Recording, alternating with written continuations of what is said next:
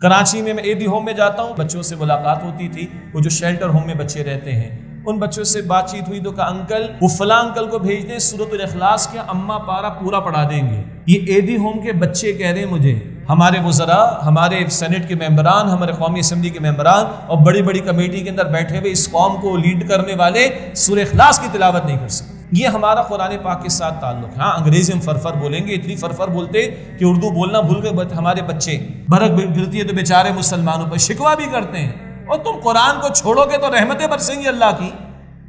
من اعرض عن ذکری فإن له معیشة ضنکا ونحشره یوم القیامة اعما۔ یہ اللہ تعالیٰ کے شدید الفاظ ہیں، سخت غصے کا اظہار ہے۔ جس سے میرے ذکر قرآن کریم سے اعراض کیا اس کی معیشت تنگ ہوگی۔ معیشت کا لفظ قرآن لا رہا ہے۔ ہم ماننے والے ہیں نا، لوگ کہتے ہیں جی کافر تو بڑی ترقی کر رہے، تو فرعون نے ترقی نہیں کی تھی دنیاوی اعتبار سے، قارون نے نہیں کی تھی، شداد نے نمرود نے نہیں کی تھی، ابو جہل کو ابو لہب کو مال نہیں ملا تھا۔ بن جاؤ کافر، لے لو دنیا۔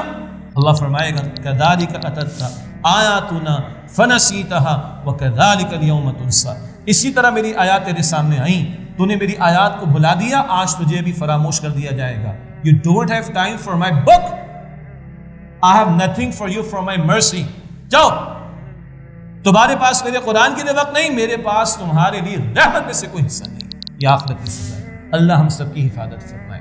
اس امت کا عروج و زوال قرآن کے ساتھ وابستہ، میری آپ کی کل کی کامیابی ناکامی قرآن پاک سے جڑی ہوئی۔ اللہ نے اولاد تو سب کو دے رکھی، اکثر و بیشتر، تو ڈاکٹر اسرار صاحب تو کہتے تھے میں تم سے تمہاری اولاد کی بھیک مانگتا ہوں۔ اللہ اکبر، میں تم سے تمہاری اولاد کی بھیک مانگتا ہوں۔ ان بچوں کو دو قرآن، ان بچوں کے ہاتھ میں قرآن دو، یہ قرآن کے دائی بن کر کھڑے ہو۔ اللہ اکبر۔